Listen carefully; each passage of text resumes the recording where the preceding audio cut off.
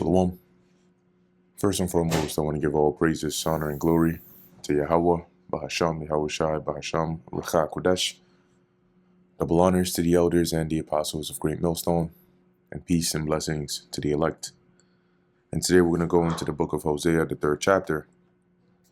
And, just a continuation here of the symbolism, right? The symbolic relationship of Hosea, or I should say the relationship that Hosea had with his wife as a symbol or representation of the Most High, the Most High's relationship to Israel, okay, metaphorically as a woman. So continuing here in Hosea chapter 3, verse 1, Then said the Lord Yahweh unto me, Go yet, love a woman beloved of her friend, yet an adulteress, according to the love of the Lord Yahweh toward the children of Israel, who look to other gods and love flagons of wine. So the Lord is basically telling Hosea, go back, right, and love your wife. That's that woman beloved of her friend. Now the word friend there goes into, when you look it up, one of the definitions there is also lover. Okay, so in other words, a woman loved of another man. And that's why it refers to it as adulteress. Where's this, her friend here? And we can see here, right, you have intimate, right, fellow, another person. Right, if you come down here in the Strong's definition, you see here lover. Okay, so once again, right, we knew that Hosea's wife was basically committing adultery, right, prostitution and all of that, as or prostituting herself. Okay, and so the Lord tells him here, go and love her anyway, right? Though she's loved, she has lovers, right? Yet an adulteress, though she is an adulterer or an adulteress, because that's going to represent, right, according to the love of the Lord Yahweh toward the children of Israel. So that's what it's like for the Lord to love the children of Israel, is likened unto you loving your woman that is committing adultery on you. As it says, the love of the Lord Yahweh toward the children of Israel who look to other gods, right? That's that beloved of her friend, right? And love flagons of wine. Now, when you actually look up this part or this term, flagons of wine, it goes into like the cakes, right? The type of cakes that they would actually bake. So here you see Asha Yasha. It says raisin cake used in sacrificial feast, consistently translated in AV as flagon of wine. Okay, and when you, like, one precept here is in the book of Jeremiah, as it reads Jeremiah 7:18, the children gather wood, and the fathers kindle the fire, and the women knead their dough to make cakes to the Queen of Heaven. All right, which is a deity, a goddess that they were honoring, and to pour out drink offerings onto other gods, that they may provoke me to anger. So the as we're reading here, the love of the flagons of wine is them loving to make those cakes, right, to sacrifice to these other gods. And yet the Lord still loved Israel.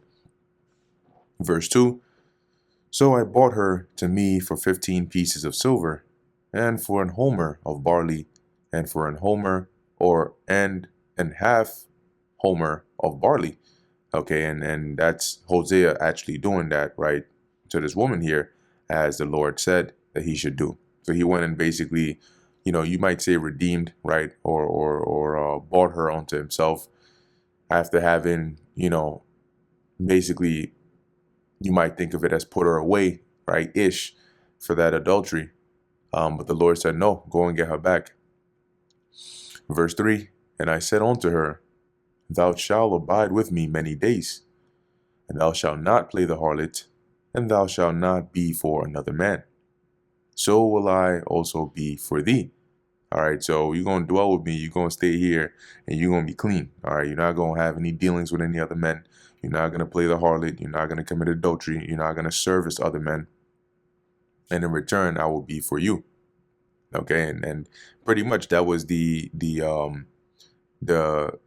deal, right, or the agreement or how the relationship between the Lord and Israel is, right? If you remain faithful, okay, unto Yahweh Ba'ashem Yahweh Shai, then he will be for your cause. He will, as it says, he will be our God and we shall be his people. Verse 4, for the children of Israel shall abide many days without a king, and without a prince, and without a sacrifice, and without an image, and without an ephod, and without teraphim. And so this Gomer here, dwelling all these many days without playing the harlot and without being for another man, right, was going to symbolize that Israel was going to have a period of time, all right, where they would have no religious, no customary, none of those practices, right? In the sense that by going into exile or captivity, okay, we weren't going to have a king. Now, when you actually go through the history, you notice that after, at least for the northern kingdom, it was when the Assyrians came around 720s, right, BC, I believe around 722 or 723 BC, and besieged them, took them down and deported them. And for the southern kingdom, when the Babylonians came, right, the last man on the throne, you would say, right, I believe it was Zedekiah. And once he was taken out, that was pretty much it for the reign of kings, okay, officially on the throne of Israel. Okay, so as it says here, the children of Israel are going to abide many years without a king, right, and without a prince, and without a sacrifice, right. That goes into both right hand ritualistic and left hand, and without an image. And when you go into the word image, there are a couple of definitions there, right? You have image as in idols, all right, but you also have image as in altar, all right. Matazabach, as it says here, pillar, stump, or pillar with an altar, okay, a personal memorial, a monument, okay. So going back here, it says, and without an image and without an ephod, right, which was what the priest wore, okay, and that would represent also the lack of guidance, right, from the priests, in ordering the people in the right way, and without teraphim, okay. And when you actually go into that word teraphim, it's similar to, I believe, what Rachel had, which she actually stole from Laban, right, which was like a household shrine, all right, or idol, actually, okay, like a family idol, which back then, Jake had those kinds of things. I believe even in the book of Judges, there's mention of that, okay, which was all going off anyway. But the point here, that representation, right, of Gomer, the Hosea's wife, being without playing the harlot, all right, or being for another man, right, was going to be Israel being in a period of time, right, without that king, without that prince, without any form of religious sacrifice, right, or images, whether it's altars where you would serve at, or idols you would serve or bow down to, or the ephod that the priest would wear, or even those shrines or idols that they would serve. There would be a period of time where they wouldn't have that. Okay, and afterwards, as it says in verse 5, and now this is leading more so into the latter days, right? Because as we transition from verse 4 right into verse 5, we now go to, similar to what we read in chapter 2 and chapter 1, what happens in the latter days, where there's this returning, okay, back to righteousness and that mercy being showed from the Lord. So as it says here in verse 5, afterward, right, so after this period of time, shall the children of Israel return and seek the Lord Yahweh their God and David their king.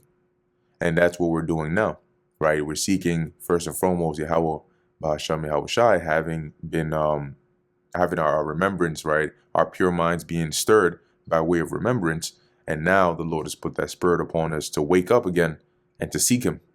Okay, and as it says in David their king, all right, because when you go even into the book of Amos, the 9th chapter, right, we understand that the Lord said he's going to build the tabernacles of David again, all right, and close up the breaches thereof. So who's going to be the king over that? King David. Okay, and above him, Yahweh Shai, and once again, up that ladder. Okay, it says, and shall fear the Lord Yahweh and his goodness in the latter days, which is the time that we are in right now. Okay, so as we went through Hosea, the third chapter, we see that once again, there's more of this metaphorical, this like symbolic relationship, right, between Hosea and his physical life, but that being a representation of the Lord's relationship with the nation of Israel. So with that, brings us to the end of the book of Hosea, the third chapter. Lord willing, this was edifying to the elect. In closing, I want to give all praises, honor, and glory to Yahweh, Bahasham Yahushai, Bahasham Recha Kodesh. And until next time, Shalom.